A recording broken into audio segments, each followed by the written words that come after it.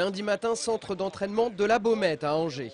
Après la victoire du SCO 2-0 sur son voisin Tourangeau, tous les regards étaient tournés vers Bruno Ekwelemanga. Vendredi soir, l'international gabonais a livré son meilleur match depuis son arrivée à Angers cet été. Auteur du premier but angevin, il a contribué à mettre son équipe sur les bons rails pour ce derby de la Loire. Alors sans plus tarder, on prend la direction du stade Jean-Bouin pour le résumé de ce Angers SCO Tour qui comptait pour la 12e journée de Ligue 2. Dans cette rencontre, ce sont les Angevins qui se mettent les premiers en évidence. Dès la 4e minute, Charles Diers oblige le gardien adverse à une première parade délicate suite à ce coup franc. Et moins de 10 minutes plus tard, Bruno Ekwelemanga peut ressortir le ballon, ça peut aller vite. Angers. Il y a un bon contre-exploité avec Paul Aloué-Folo. Oui. Allez, dans l'espace.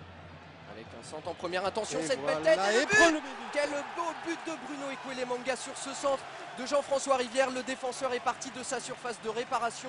Il a suivi et c'est lui qui est là à la conclusion de cette formidable remontée de balle. Sur le bord du terrain, Jean-Louis Garcia peut laisser éclater sa joie. Ça fait 1-0 pour Angers. Pour Bruno Ekwelemanga et ses coéquipiers, ce but, c'est l'événement de la soirée. La nouvelle recrue angevine inscrit là son premier but en professionnel. Alors forcément... Je me suis fait chambrer toujours par Olive, Philippe, enfin bref, par toute l'équipe, voilà, parce que c'était le premier but en pro. Et voilà, ils m'ont un peu chambré. Ouais. C'est cool, de toute façon son meilleur pied c'est la tête, donc c'est bien, faut qu'il continue, il a fait un gros match ce soir, j'espère qu'il va continuer comme ça parce qu'il nous fait du bien derrière. Il a fermé les yeux un peu, hein. Il l'a mis au hasard comme ça, mais bon, sa rentrée c'est le principal. Moi je suis très content pour lui parce qu'il fait du bon boulot, il est sérieux à l'entraînement, il est à l'écoute de tout le monde, je suis plus que content pour lui. Après une très bonne première demi-heure, les hommes de Jean-Louis Garcia vont subir en fin de première période. Diarra côté gauche adresse un bon centre au deuxième poteau. Lopez Peralta remet en retrait, mais Michael Stéphane se sacrifie pour contrer la frappe tourangelle. À peine une minute plus tard, Diarra encore lui prend le meilleur sur le ray. Mais c'était sans compter sur le retour gagnant d'un Ekwelemanga en état de grâce. À la mi-temps, le SCO mène 1-0.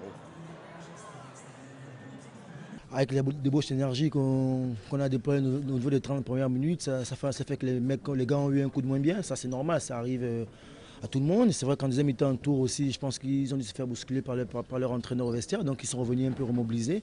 C'est donc Tours qui rentre le mieux dans cette deuxième période. À deux reprises, Lopez Peralta inquiète Padovani. D'abord sur ce coup franc, puis sur cette frappe qui passe de peu au-dessus. Une domination qui a le mérite de réveiller les scoïstes. Vinicius au deuxième poteau, l'occasion et but. Et oui, très belle situation. Et Olivier Auriac est venu conclure une situation très bien menée par Angers SCO. Présent au début de l'action, Olivier Auriac est également à la conclusion. C'est le troisième but cette saison de l'ancien Brestois. En fait, Michael Stéphane m'a dit que j'avais fait une tête de poussin. Donc après derrière, je vois que le gardien il relâche et j'ai enquillé quoi. Et puis voilà, on parle toujours de suivre les ballons à l'entraînement et là j'ai senti le coup et puis ça a fini dedans, c'est le principal quoi. Grâce à ce nouveau succès, Angers enregistre sa 4e rencontre consécutive sans défaite et sans encaisser de but.